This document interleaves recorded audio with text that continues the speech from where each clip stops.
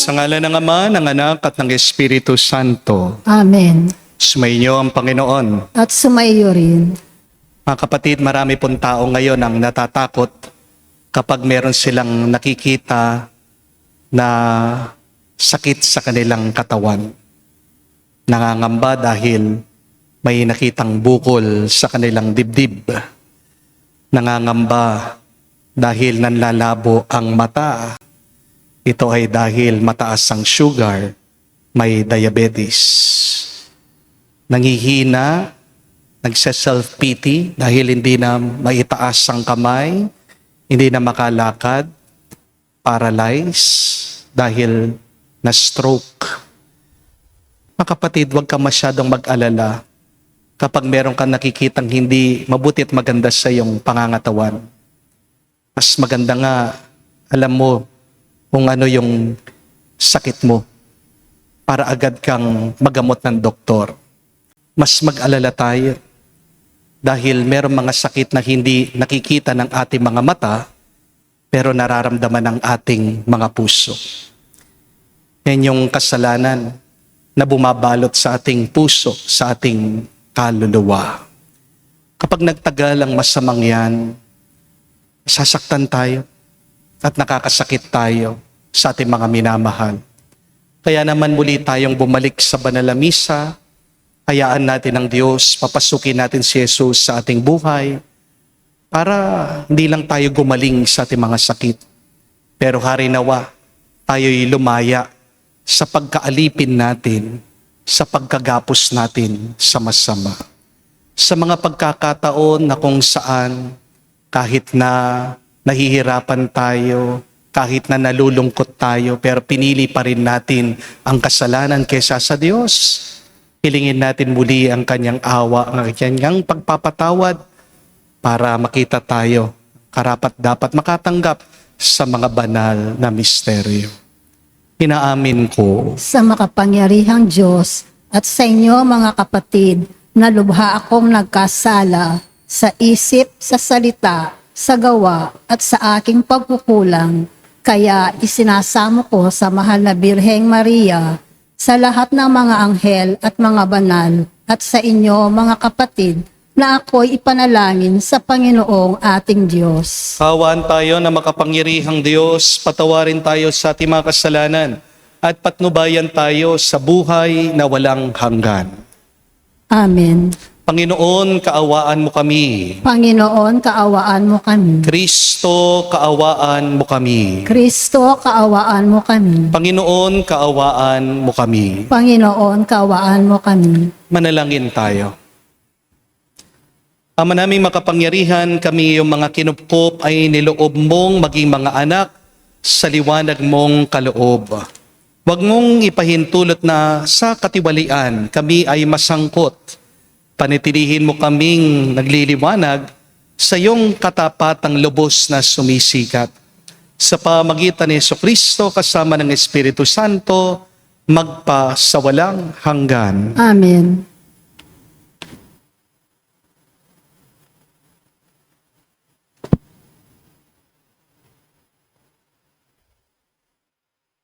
Pagbasa mula sa aklat ni Propeta Amos.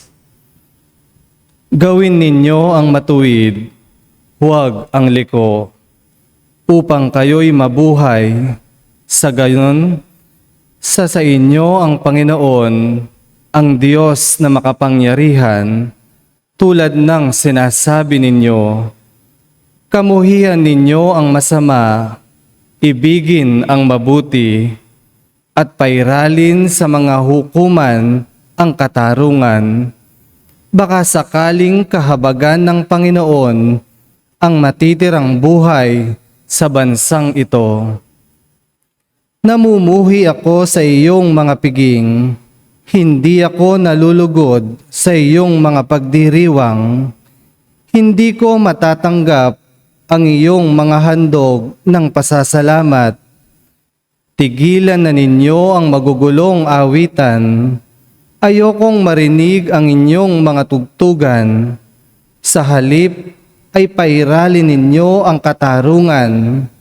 Gaya ng isang ilog na umaagos ng patuloy.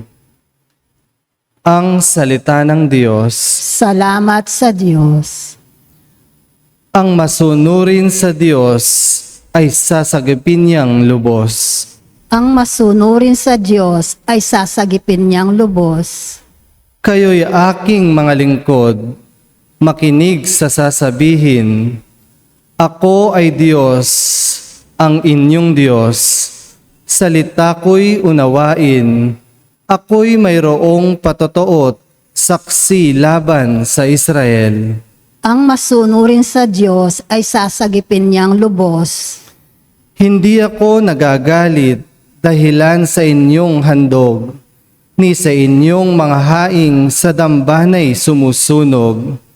Bagaman ang mga toro'y hindi ko na kailangan, maging iyong mga kambing at ang iyong mga kawan. Ang masunurin sa Diyos ay sasagipin niyang lubos. Pagkat akin iyang hayop sa gitna ng kagubatan, maging bakang naglipa na sa maraming kaburulan.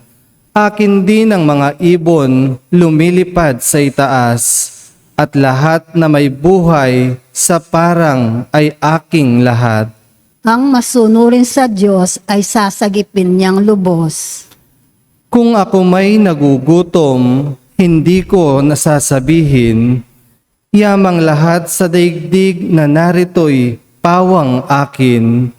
Ang karne ng mga toro, yun ba'y aking pagkain?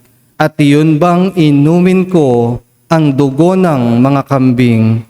Ang masunurin sa Diyos ay sasagipin niyang lubos. Bakit ninyo inuusal yaong aking mga utos? At bakit ang paksa ninyo ay sa tipan natutungod?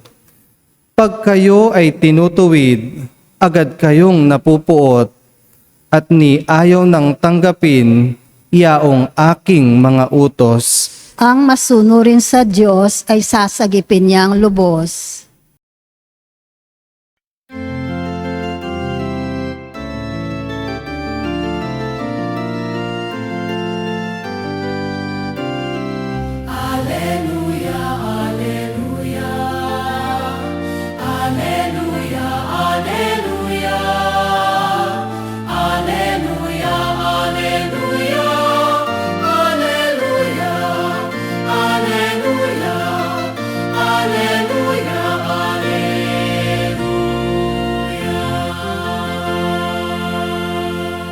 Magulang natin, Diyos Ama, anak ng salita niya, tayong mga anim una.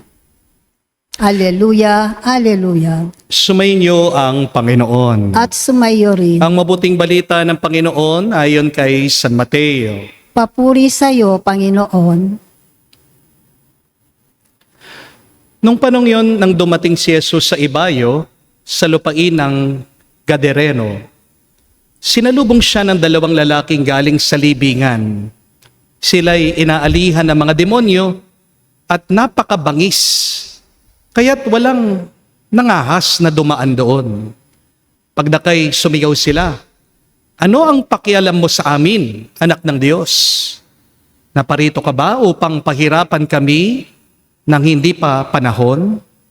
Sa di kalayuan ay may malaking kawan ng mga baboy na kumakain. At namanhik sa kanya ang mga demonyo.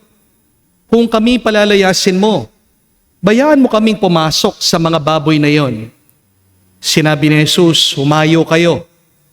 Kaya't lumabas sila sa dalawang lalaki at pumasok sa mga baboy. Ang buong kawan ay biglang sumibad ng takbo tungo sa bangin. Nahulog sa lawa at nalunod. Patakbong umuwi ng bayan ang mga tagapag-alaga ng kawan. At pagdating doon ay pinamalita ang lahat ng bagay. Pati ang nangyari sa mga inaalihan ng demonyo. Kaya't lumabas ang buong bayan upang salubungin si Jesus. Pagkakita sa kanya, pinamanhik nilang siya'y umalis sa kanilang lupain. Mga kapatid, ang mabuting balita ng ating Panginoon. Pinupuri ka namin, Panginoong Heso Kristo. Magandang araw po muli sa inyong lahat. Welcome po sa ating banal na misa. Kapag narinig natin ang salitang sanib, agad ang naiisip natin ay yung masamang espiritu na pumapasok sa tao. Pero kung tutuusin natin, hindi lang naman demonyo ang pwedeng sumanib sa tao. Di po ba? Halimbawa, may taong sinasaniban ng antok. Pagdating pa lang sa misa, 5 minuto pa lang, nakikipagkita na kay San Pedro sa kanyang panaginip. Tignan nyo nga po yung mga katabi nyo, baka natulog na. Meron taong sinasaniban ng katamaran. Lunes na Lunes, pagdating sa trabaho, parang allergic. Sa walis, sa map, sa keyboard, sa kanyang desk. May taong sinasaniban din ng cellphone. Kahit kasamang pamilya, ang kausap, Facebook, TikTok at Messenger. Parang walang tao sa harapan nila. Di po ba? May taong sinasaniban ng chismis. Hindi mapakali hanggat walang bagong balita tungkol sa kanilang kapitbahay. May taong sinasaniban ng galit. Malit lang na bagay, parang bulkan. Agad sa pagsabog. Di po ba? May taong sinasaniban ng yabang. Daig pang bagyo kung magsalita sila. May taong sinasaniban ng inggit kapag umuunlad ang iba para siyang nalulugi. May taong sinasaniban din ng shopping. Kahit wala namang kailangan kapag nakita na, sale. Aba, bumibili agad. Kahit puro utang lang ang pera niya. May tao na sinasaniban ng pagkain. Kahit busog na, basta't nakakita ng lechon, aba, ready ang kanyang supot. Magsasharon siya. Meron din taong sinasaniban sa pagiging marites. Hindi investigador, pero kumpleto sa ebidensya. Aminin natin, lahat po tayo ay may kanya-kanyang sanib. Maaaring hindi nakakatakot na demonyo ang lumilitaw sa ating mga muka, pero sinasaniban tayo madalas ng takot, ng pag-aalala, ng kasakiman, ng lungkot at ng kasalanan. At ang pinaka nakakatakot ay hindi po ang pagsanib ng masama sa atin. Hindi naman natin maiiwasan na papasukan tayo ng masama dahil nabubuhay tayo sa mundong masama. Ang mas nakakatakot ay kapag hinayaan natin na tumira at manatili ang masama sa atin. Dahil meron pong 3 pangit na epekto kapag hinayaan mo na magtagal ang masama sa iyong isip, sa iyong puso, sa iyong kaluluwa. At ito po ang pinakita sa atin ng ating kwento sa Ebanghelyo tungkol dito sa 2 lalaking sinaniban ng mga demonyo. First, remember this. Being possessed will isolate you. Ito po ang ating narinig sa mabuting balita. Nakatira daw sa puntod sa libingan ang mga sinaniban. Ito ang nagagawa po ng gulo ng damdamin. Hinihiwalay tayo nito sa ibang tao. Don't forget that when you have pains, when you're living in your trauma, it often produces isolation. Alam mo, may problema ang isang tao kapag hindi siya masaya, kapag ayaw niyang makisalamuha sa iba. Ang mga libingan sa Ebanghelyo ay simbolo po ng emosyonal na pag-iisa. Kaya tandaan niyo po yan.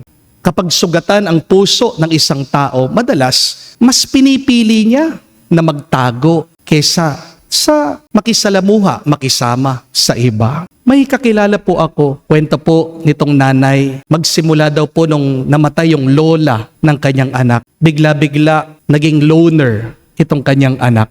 Nagkukulong daw po sa kwarto buong araw, nanonood lang daw po sa cellphone ng video, naglalaro po ng mga games. Ayaw po niyang lumabas, ayaw niyang makipaglaro sa mga ibang bata. Hanggang hindi na daw po makatulog itong bata. Kung ano-ano po yung kanyang mga nakikita, naiisip. Ang problema marahil, namimiss po nung bata yung lola niya. Di po ba? Kasi po, magsimula daw po nung maliit itong bata, yung lola niya, yung kasama niyang natutulog. Pero ngayon, wala nang kanyang minamahal, kaya nangungulila. yung bata. Tingnan nyo na mga kapatid, hindi mo maitatago ang lungkot at sakit ng iyong loob. Lalabas at lalabas ito. At kadalasan ng palatandaan yan ay paglayo sa ibang tao. Hindi normal ang isang taong nag-iisa. Kung hindi natin mapapaalis ang sanib ng lungkot, maghihiwalay tayo sa ating mga minamahal. Magiging isolated tayo. Hindi itong kagustuhan ng Diyos. Amen? But second, remember this, that being possessed will destroy you and others. Sabi po sa mabuting balita, naging napakabangis nitong dalawang lalaking sinaniban. Sinusugatan daw nila ang kanilang sarili. At tinatakot nila lahat ng mga tao na dumadaan. Pansinin niyo po, kadalasan nagiging delikado ang tao kapag may gulo sa kanyang kalooban. Kapag hindi mo kasi naproseso ang sakit ng iyong puso, ang sugat ay nagiging galit. Ang galit ay nagiging puot. At ang puot ay nagiging ugat ng malimong desisyon. Remember, if pain is not processed, it becomes pain that is projected. Ang taong sugatan ay kayang makasugat din ng iba. Kaya mahalaga po na maghilom tayo. Mahalaga na gumaling ka hindi lang sa iyong pangangatawan. Kailangan mo ding hilumin, pagalingin ang iyong sugatan na puso. Mga kapatid, tandaan niyo po ito. Ang iyong paghilom ay magiging regalo, hindi lang para sa iyo, kundi ito'y magiging regalo para din sa ibang tao, sa iyong pamilya, sa iyong kaibigan, sa lahat ng mga taong makakasalamuha mo. Because when we are healed, we become happy. And when you become happy, you become the best version of yourself. Mahirap po na maging mabuti kapag meron kang masama na nararanasan sa loob. Hindi po ba? Sometimes we respond not because of what others are doing to us. We respond from our traumas. Yung ating mga pagsagot, nagmumula yan sa ating mga sugatan na puso. Kapag gumaling ang iyong loob, magiging mas masaya ka. Kapag mas masaya ka, magiging mas mabuti ang iyong maipapakita. Amen? But third and last, remember this. Be careful because being possessed makes people around you apathetic. Kahit ang takot minsan nakakasanayan ng ibang tao. Pansin niyo po ba ang kakaibang detalyeng ito sa Ebanghelyo? Mapanganib daw itong dalawang lalaking sinaniban. Ngunit, ang mas nakakapagtaka, hindi naman sila pinaalis ng mga tao doon sa bayan. Hindi po ba? Tinanggap na lang sila sa kanilang masamang kalagayan. See, even destructive behavior can be familiar. Mga kapatid, ganito po ang tao, hindi po ba? Napakadali nating masanay kahit sa mga bagay na sumisira sa atin. Nakakaubo po ang paninigarilyo, hindi po ba? Pero kapag nasanayan yan, masarap daw, nakaka-relax daw, sabi ng mga adik sa sigarilyo, hindi po ba? Nakakasakit ng lalamunan, yung pag-inom ng alak. Pero kalaunan, nagiging pampagana daw ito sa kanilang pagkain. Ang mga mag-asawa, dati, umiiyak kapag nagmumurahan sila. Pero kalaunan, naiisip nila, normal lang naman mag-away ang mag-asawa. Ang isang lalaki na nangaliwa, kalaunan, nasasabi niya, normal lang naman sa lalaki mambabae. Lalaki ako eh. Lahat naman ng mga lalaki, ganyan. Dati, galit tayo sa corruption. Pero dahil nasanay na tayo, anong sinasabi natin? Ganyan talagang sistema. Wala na tayong magagawa. Tanggapin na lang natin ang dating nahihiya sa kasalanan. Kalaunan, ipagmamalaki niya ito. Amen? Mga kapatid, mag-ingat po kayo. Kasi ang masamang espiritu, nagiging best friend mo kung yan ay pinapatira mo na sa iyong isip at puso. Amen? Tandaan niyo po, hindi naman lahat ng nakasanayan ay tama.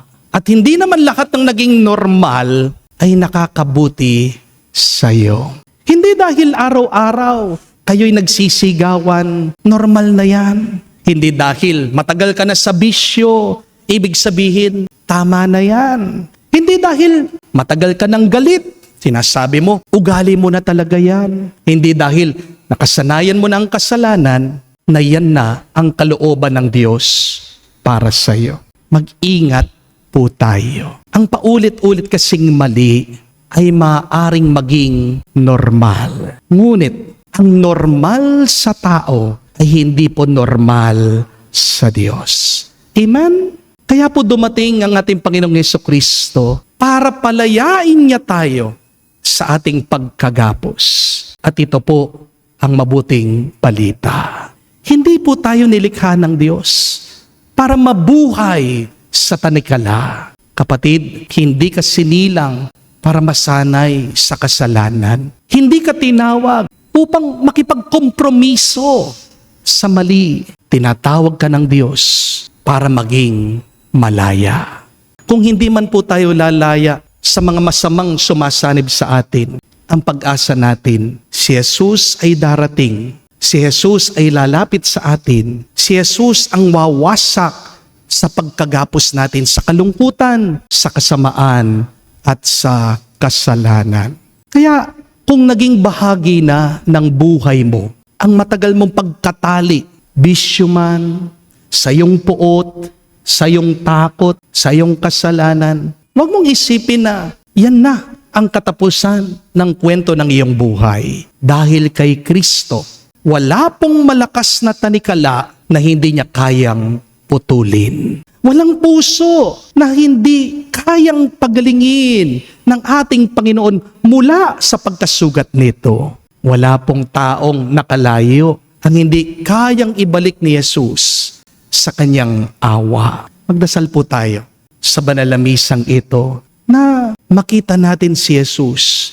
Araw-araw, dumarating siya sa ating buhay. Manatili tayo sa Kanya para mapaalis na yung mga masasama na bumibihag sa atin. Hari nawa, hindi lang po tayo gumaling sa ating mga karamdaman, pero hari nawa, maghilom din ang ating mga loob para tuluyan tayong maging malaya at payapa. Ngayon hanggang sa magpa sa walang hanggan. Amen.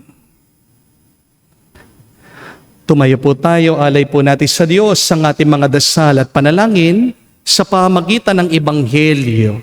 Nagsasalita si Kristo na may walang hanggang kapangyarihan at kumikilos na may kapangyarihang nagpapagaling.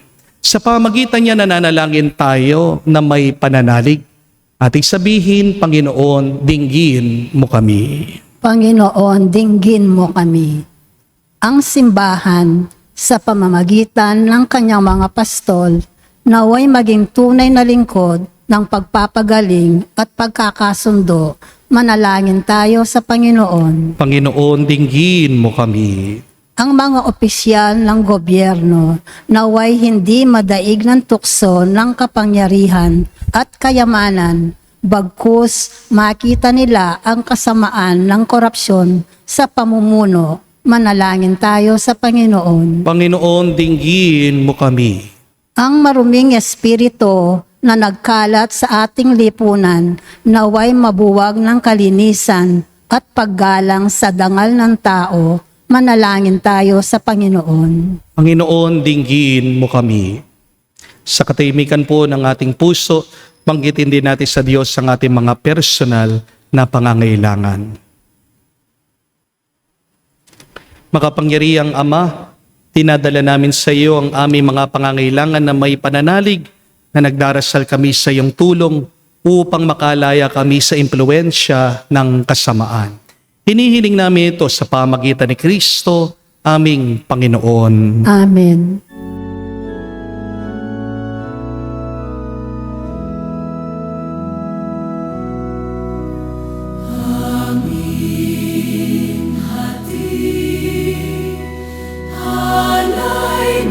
ito ang tinapay na nagmula sa pagpapala mo.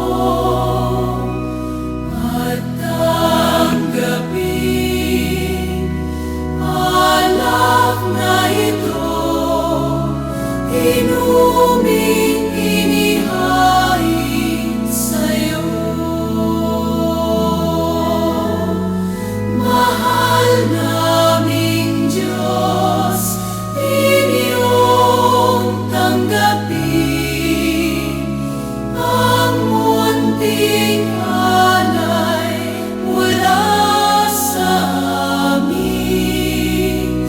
Buong puso namin hihintayin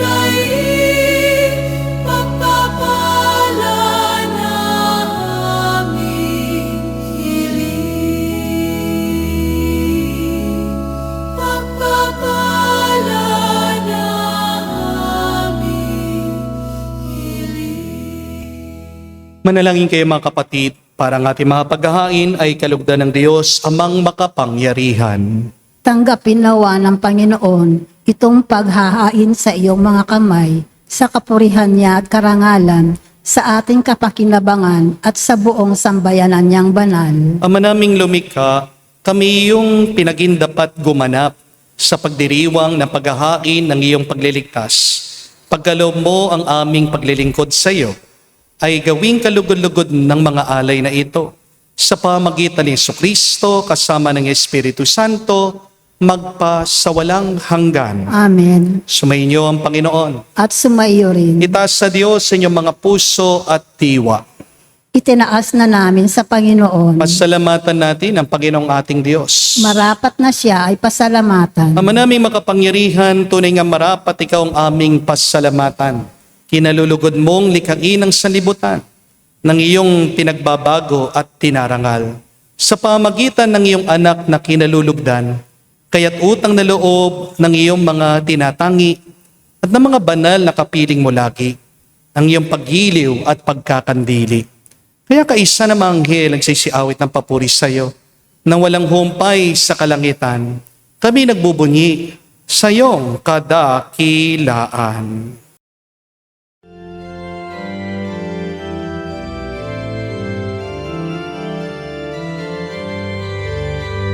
Santo, Santo, Santo, Panginoong Diyos ng mga hukbo, napupuno ang langit at lupa ng kadakilaan mo. Hosana, Hosana, sa kainasan, pinagpalang na paririto sa ngalan ng Panginoon. Hosana, Hosana, sa kainasan. Hosana, Hosana, sa kainasan.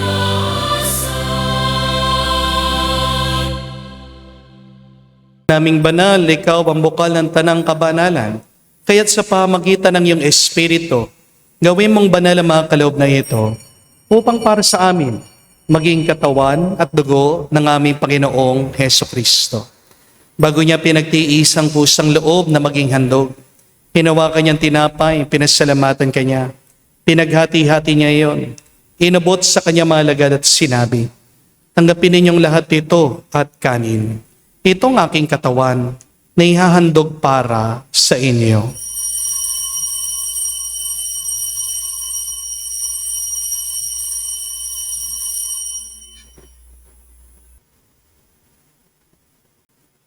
Gayon din naman na matapos ang hapunan, hinawakan niya ang kalis. Muli kanyang pinasalamatan. Nabot niya ang kalis sa kanyang malagad at sinabi, tanggapin ninyong lahat ito at inumin. Ito ang kalis ng aking dugo, ng bago at walang hanggan tipan. Ang aking dugo na ibubuhos para sa inyo at para sa lahat, sa ipagpapatawad ng mga kasalanan. Gawin ninyo ito sa pag-alaala sa akin.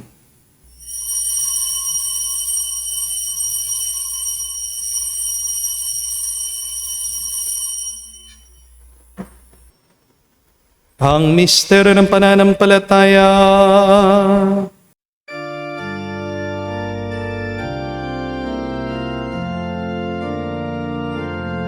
Si Kristo ay namatay, si Kristo ay nabuhay, si Kristo ay babalik sa wakas, sa wakas ng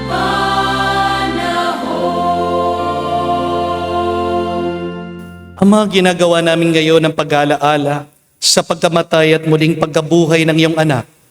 Kaya tinialay namin sa iyo ang tinapay nagbibigay buhay at ang kalis na nagkakaloob ng kaligtasan. Kami nagpapasalamat dahil kami yung minarapat na tumayo sa harap mo para maglingkod sa iyo. Sinasamo namin kami magsalo-salo sa katawan at dugo ni Kristo ay mabuklod sa pagkakaisa sa pamagitan ng Espiritu Santo. Ama, lingapin mong iyong simbahan, laganap sa buong daigdig. Puspusin mo kami sa pag-ibig. Kaisa ni Leon ang aming Santo Papa, si Florentino aming Arsobispo, at ng Tanang Kaparian. Alalahanin mo rin ang aming mga kapatid na nahimlay may pag-asang sila'y muling mabubuhay. Gayun din naman lahat ng mga pumanaw. Kaawaan mo't sila't patuloyin sa iyong kaliwanagan. Kaawaan mo't pagindapatin kaming lahat, makasalo sa iyong buhay na walang wakas. Kaisa na mahal na Birhen Maria, Ina ng Diyos. Kaisa ni San Jose ang kanyang malwalhating esposo. Kaisa na mga apostol at lahat ng mga banal na namuhay dito sa daigdig na kalugod-lugod sa iyo. May pagdiwang nawa namin ang pagpupuri sa ikararangal mo sa pamagitan ng iyong anak, aming Panginoong Heso Kristo. Sa pamamagitan ni Kristo, kasama niya at sa Kanya, lahat ng parangal at papuri ay sa iyo, Diyos Ama, makapangyarihan, kasama ng Espiritu Santo, magpasawalang hanggan.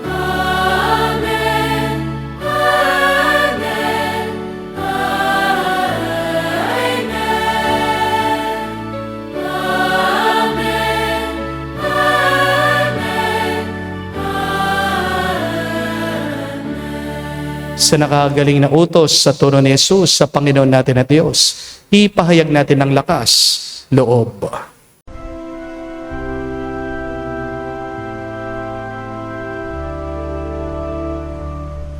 Ama namin, sumasalangit ka, sambahin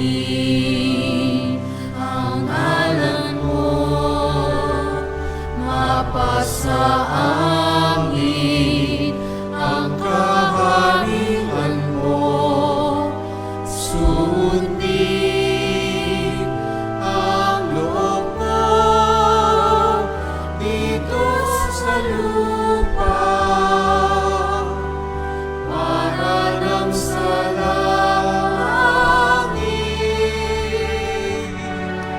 Bigyan mo kami ngayon ng aming kakanin sa araw-araw, at patawarin mo kami sa aming mga sala para ng pagpapatawad namin sa nagkakasala sa amin.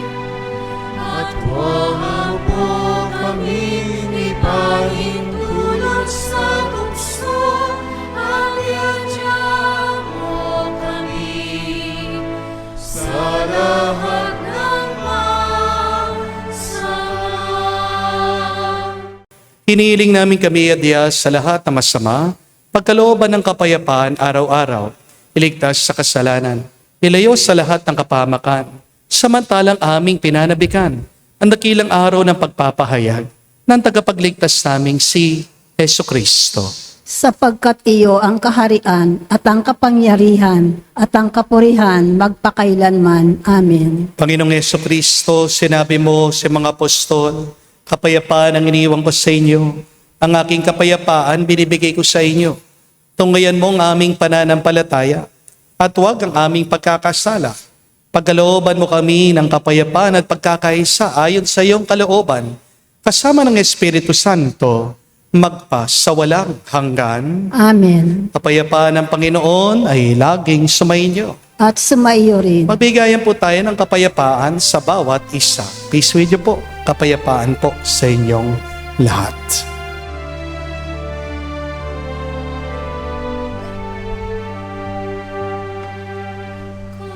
Cordero ng Diyos na nag-aalis ng mga kasalanan ng sanlibutan, maawa ka sa amin.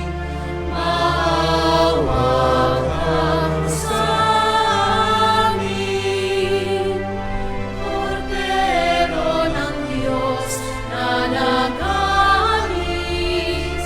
ng mga kasalanan ng sanlibutan, maawa ka sa amin. Maawa ka sa amin. Cordero ng Diyos na nag-aalis ng mga kasalanan ng sanlibutan, ipagkaloob mo sa amin ang kapayapaan.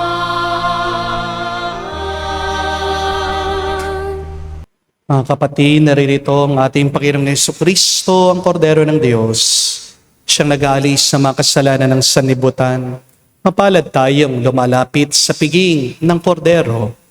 Panginoon, hindi ako karapat-dapat na magpatuloy sa iyo, ngunit sa isang salita mo lamang ay gagaling na ako.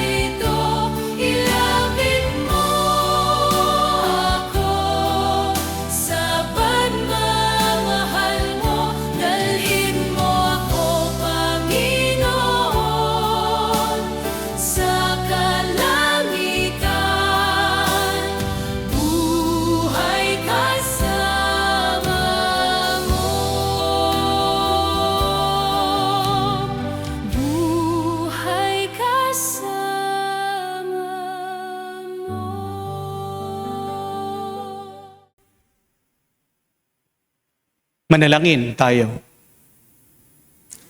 Ama namin mapagmahal, buhay nawa kami ng aming inihain at pinagsaluhan upang kami pinagbuklod sa pag-ibig mo kailanman ay magkaroon ng bungang lagi naming maialay sa pamagitan ni Jesucristo kasama ng Espiritu Santo magpasawalang hanggan. Amen.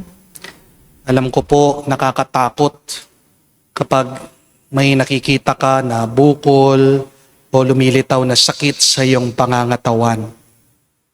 Nakakatakot din po kapag may gumugulo sa iyong isip, sa iyong puso, na tila ba ikaw ay sinasaniban ng masama. Pero mayroon pang mas nakakatakot dyan. Yun yung kapag natanggap mo, yung masama ay nagiging normal at ordinaryo na lang sa'yo. Mas nakakatakot ay kapag hindi mo na rin kailangan ang Diyos. Yan yung ating narinig, balikan nyo sa ating nabasang ebanghelyo. Dahil walang magawa yung mga tao, pinabayaan na lang nila yung dalawang sinaniban tumira doon sa libingan. Di ba marami sa atin ang ganyan? Pagsuko na tayo, pinapabayaan na lang natin sila. Ganyan talaga yung tatay mo, di na magbabago. Babaero talaga yan, lasenggo talaga yan, sugarol talaga yan. Payaan nyo na, kalimutan nyo na. Yan tayo eh. Tinatanggap natin yung masama. Yan ang magagawa ko, Father. Mag-isa lang naman ako. Alam ko mali yung ginagawa nila sa kumpanya. Dinodoktor nila yung accounting. May corruption. Nakakatakot po yan. Kasi kapag nasanay ka na dun sa masama, wala ka nang gagawin para magbago ito. Di po ba? Pero may mabuting balita. Kita nyo, wala naman nagdasal na dumating si Jesus, pero dumaan siya. At ganyan din sa ating buhay. Palaging dumadaan, palaging dumadating, tayo ay sinasamahan palagi ng Diyos, gitna ng mga masamang nararanasan natin. Kailangan lang natin ay buksan natin ang ating isip, puso sa Kanya. Kailangan lang natin lumapit sa Kanya, manatili sa Kanya, dahil hindi lang niya tayo pagagalingin sa ating mga sakit, palalayain din niya tayo sa ating pagkatanikala, pagkagapos sa masama. Kung hindi ka lalaya dyan sa masama na sumasanib sa iyong isip at puso, hindi ka magiging masaya. At kapag walang saya o tuwa sa iyong puso, hindi ka makakagawa ng mabuti. The freer you are, the happier you will be. The happier you will be, the more goodness that you can show, that you can produce.